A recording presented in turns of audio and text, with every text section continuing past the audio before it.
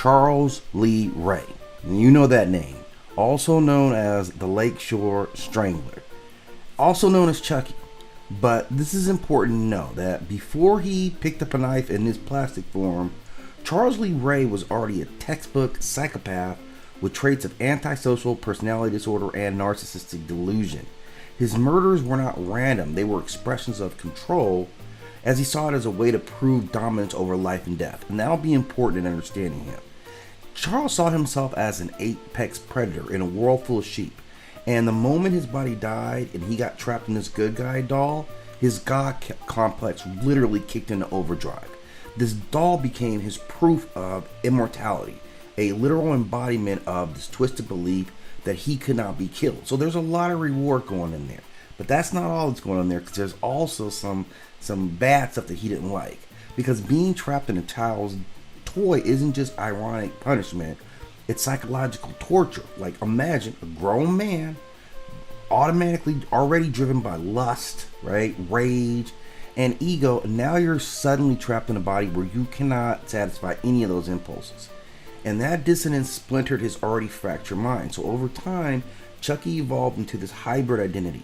Part of it is human consciousness, and part of it is just pure demonic essence, because it's given over to a state. So he's both ashamed and proud of what he's become.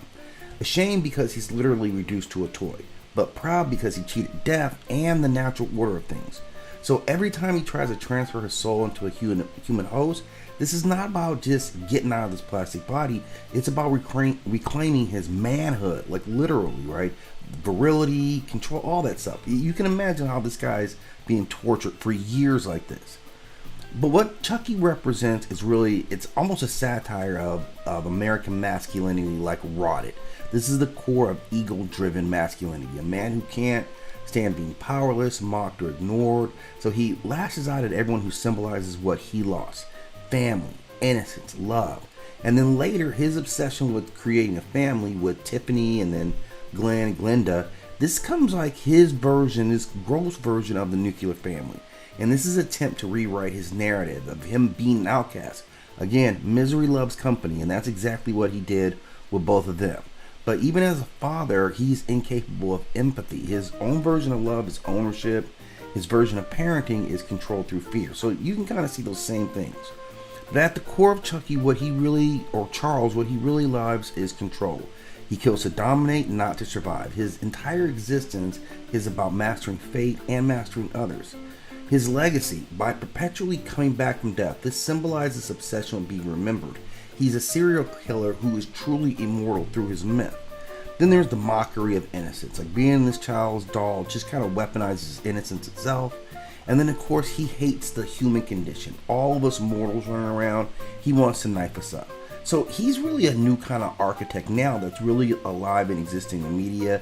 Kind of a version of the trickster, right? Except his laughter isn't joy, it's straight mockery. He isn't just killing people, he's laughing at the illusion of us being safe and the idea that evil is something external rather than born within. So before all this happened, he was already a classic ultimate narcissistic predator who's now turned into this massive immortal joke. His curse is both poetic, to live forever, but never as himself, never to be able to be the man he wanted to be.